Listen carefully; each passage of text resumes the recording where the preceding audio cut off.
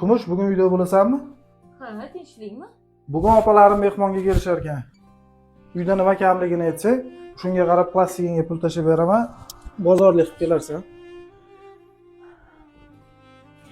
Yo, dadasi, uyda hamma narsa bor.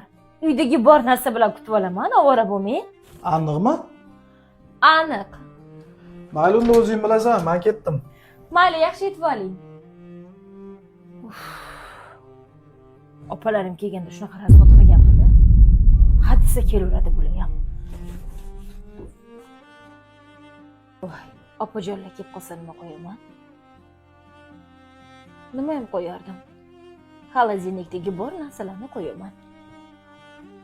Voy, shunga ham shuncha bozorlik kerakmi? Ana, kelishdi opalari. Hozir. Voy, Ayza opa? Mastur opa? Ha, hayron qolyapsan. Salom qani? Assalomu alaykum. Va alaykum assalom. Ha, nima telefoninga tushib bo'lmaydi? Kuyovimga telefon qilib keluvdik yana Mastur bilan. Sizlar kelishinglar kerakmidi? Juda o'tiriysan. Ke Mastur. Yaxshi ham kuyovim bor, a? Opalarim bor demaysan, ey. Qani, xudo qilib tinchlik xotirjamlik bo'lsin, ha. Xush kelibsizlar. Bormisan? Ha, borman. Unda bir opalarim bor demaysan, ey, to'g'ri. Oqibatli bo'laylik Sinam. Unda men choy qo'yay. Ha, mayli.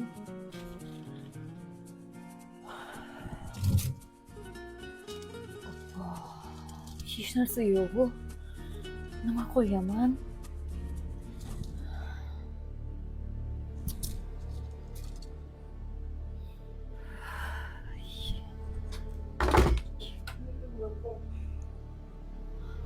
Alo, adasi.